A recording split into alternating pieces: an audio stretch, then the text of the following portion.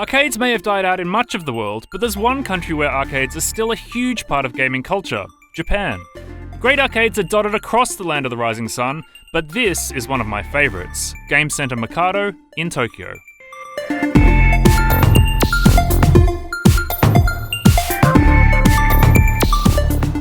Mikado is located on an unassuming alley that runs along the train line in Takadanobaba, a district that's famous for being the birthplace of Osamu Tezuka's iconic Astro Boy character.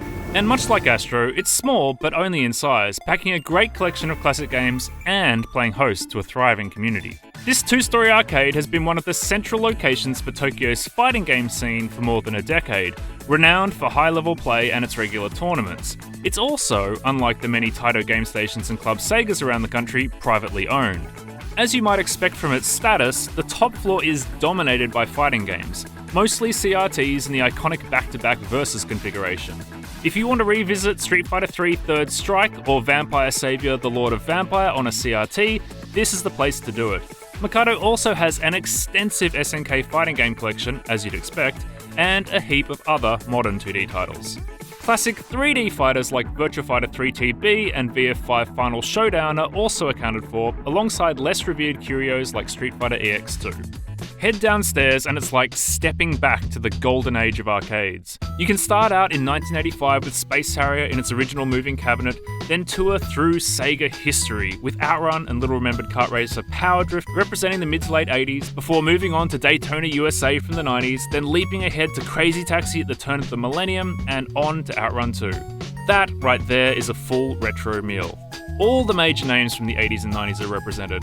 Take Namco. You can start out in 1984 with Tower of Duraga, a maze-based role-playing game, then head into shooter territory with Galaga 88, which was released in, you guessed it, 1987, and follow that up with Metal Hawk, a striking top-down helicopter shooter from 1988, which lets you drop down to the action from high up in the sky. Dangerous Seed will be next, then Namco's original Starblade cabinet from 1991.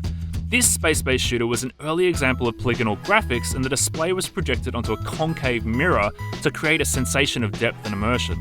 And how about a high-speed palette cleanser in the form of arcade racing icon Rave Racer? From there, you could jump across to Capcom and the halcyon days of side-scrolling beat-em-ups. Start out with Final Fight, originally released in 1989 but still a blast today, and then move on to Captain Commando and the King of Dragons, both from 91. After that, well, how about shoot-em-ups? If you head back upstairs, you'll find a number of Gradius titles, as well as a good selection from Cave, one of the most iconic shmup studios.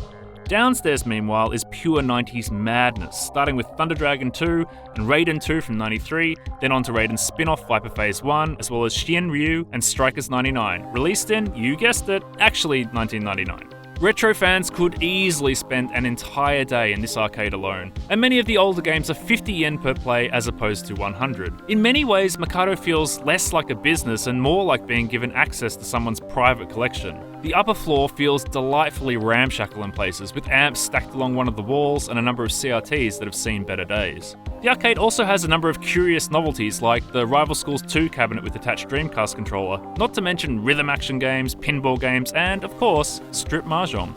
There's one final aspect of Mikado that's central to its success and status.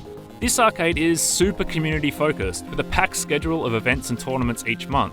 Heading to the arcade during scheduled events will see it at its busiest and is a good opportunity to see expert play in games like Guilty Gear Xrd, King of Fighters 95, and Street Fighter III Third Strike. Mikado also runs with some pretty fun concepts like its Galaxy Fight tournaments where the clock for each round is set to 1 second. Game Center Mikado is definitely doing something right. In addition to all of this, there's now a second location in Ikebukuro. So what are you waiting for? Get over to Tokyo and check it out! For more advice about what to do while you're in Japan, check out my love letter to Taito Hey in Akihabara and our 20 essential travel tips for gamers going to Tokyo. And for everything else, you are in the right place. IGN? IGN.